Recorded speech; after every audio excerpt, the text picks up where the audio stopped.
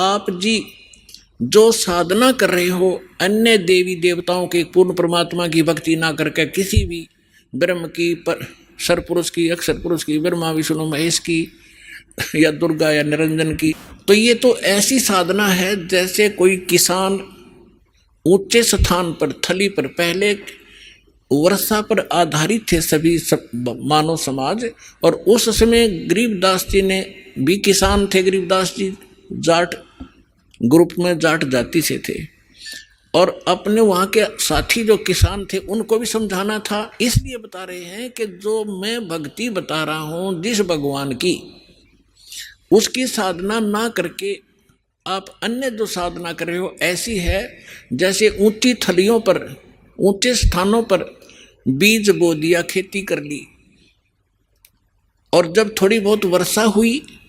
तो वो उस थलियों का पानी एक समतल स्थल पर, डहर बोलते थे उसको, डहर, वहां आकर इकट्ठा हो जाता था और उस स्थान को, डहर के अंदर पानी वर्षा भी और आसपास के ऊंचे क्षेत्र का उसी में आ जाता था। और उसमें जब बोई जाती थी फसल, जैसे ऊंची थलियों पर बोई हुई तो वो होती ही नहीं थी,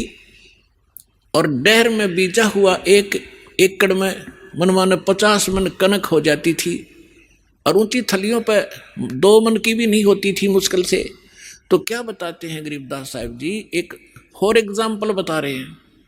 कि तुम ऊंची थलियां खेती बो भूल गए निज डेरे नु। इस परम पिता परमात्मा सतपुरुष कबीर साहब की भक्ति ना करके आप अन्य देवी देवताओं की भक्ति करके ऐसी लाभ उठा रहे हो जैसे ऊंची थली पर खेती करने वाले किसान को कोई लाभ नहीं होता। और जो डहर में बीज बोता है, प्रयत्न दोनों एक जैसा ही करते हैं, तो उस डहर वाली यानी उपजाऊ जमीन में और समतल जमीन में घना लाभ होता है। तो समझाना चाहते हैं कि जो साधना हम बताते हैं वो तो डहर समझो,